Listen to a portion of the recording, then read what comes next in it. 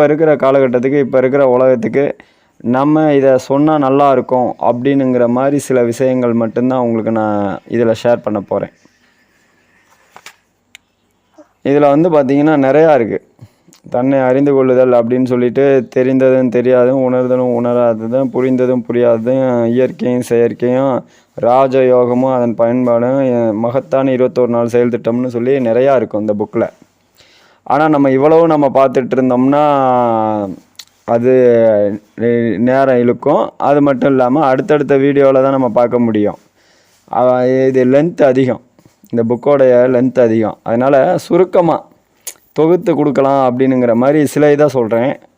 அதான் நம்ம மனசில் என்ன இதாகுது, சில இதை நினச்சிட்ருப்போம். என்னடா நம்ம வாழ்க்கை இப்படி ஆயிடுச்சே, என்னடா இப்படி சோதனையாக இருக்கே, இப்படியெல்லாம் நினச்சிட்ருப்போம். இதுக்கெல்லாம் என்ன காரணம், ஏன் இப்படியெல்லாம் நடக்குது, இது